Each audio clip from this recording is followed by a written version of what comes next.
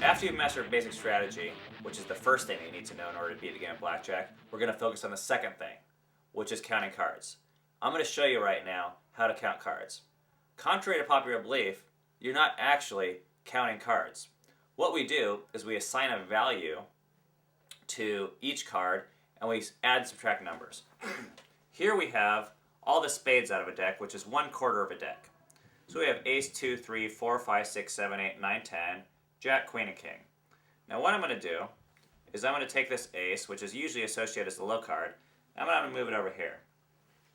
The next thing we're going to do is we're going to divide these cards into 3 categories. 2 through 6, 7, 8, and 9, and 10, jack, queen, king, and ace. Now we're going to ascribe a value to each of these cards.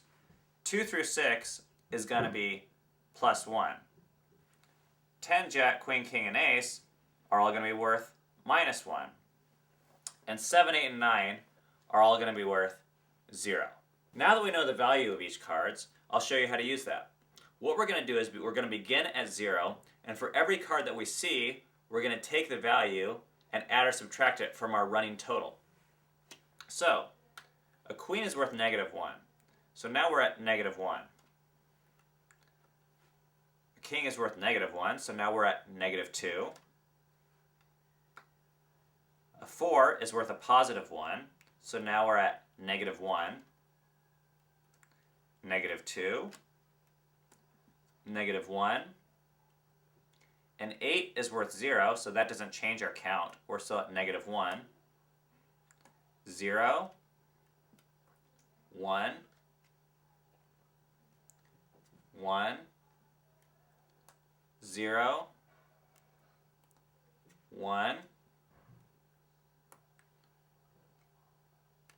0. One thing to note is while you're playing blackjack, it doesn't matter whether the cards are yours or the dealer's or another player's. The fact that you've seen them means that you should take them into your count. Because every card that's exposed is going to be one less card that you can expect to come out. Now, this number, which is our running total, is called our running count. Another thing you can do to practice counting at home is to take a deck like this and just practice flipping the cards over and counting them as you see them. -1, 0, 1, 0, -1, 0, -1, -2, -3, -2, -1, 0. As you practice, you should see rapid improvement. One thing I recommend is to time yourself. You should see improvement very quickly as your time begins to drop for the amount of time it takes you to get through one deck. The other thing you can do is to take one card out of the deck, put it off to the side, and flip the cards over.